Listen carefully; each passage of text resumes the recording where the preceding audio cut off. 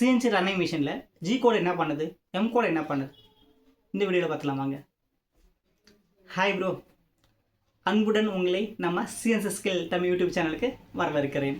நம்ம CNC turning மிஷினில் G கோடு என்ன பண்ணுது, எம் கோடு என்ன வேலை பண்ணுது அப்படின்னு இந்த வீடியோவில் பார்க்குவார்.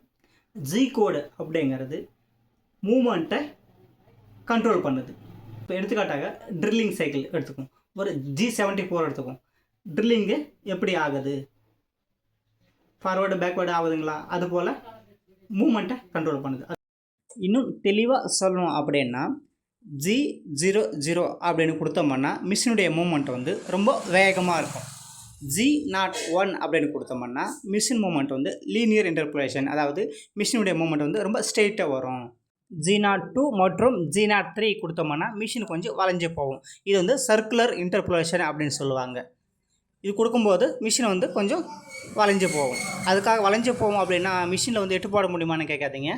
8 போடணும்னா விஎம்சி மிஷினில் 8 போடலாம், ஆனால் டர்னிங் மிஷினில் கொஞ்சம் கிரிட்டிக்கல் தான். இது போன்ற செயல்களை தான் ஜி கோடுன்றது மிஷினுடைய மூமெண்ட்டை கண்ட்ரோல் பண்ணுது.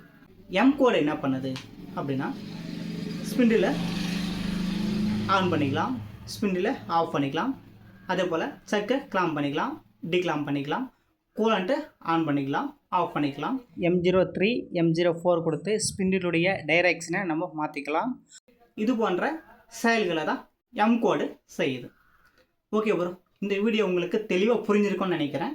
புரியலைன்னா மறுபடியும் இன்னொரு முறை இந்த வீடியோவை பாருங்கள், நல்லாவே புரியும். இந்த வீடியோ பிடிச்சிருந்தேன்னா ஒரு தம்ஸ் அப் பண்ணி கொடுத்துருங்க. இதே போல் சிஎன்சி விஎம்சி டிப்ஸ்களுக்கு நம்ம சிஎன்சி ஸ்கில் தமிழ் யூடியூப் சேனலை சப்ஸ்கிரைப் பண்ணிக்கங்க. உங்களையே நம்பி உள்ள உங்கள் ஃப்ரெண்ட்ஸுக்கு இந்த வீடியோ ஷேர் பண்ணலாம் இல்லை நீங்கள்? ஓகே ப்ரோ, நம்ம அடுத்த ஒரு வீடியோவில் சந்திப்போம்.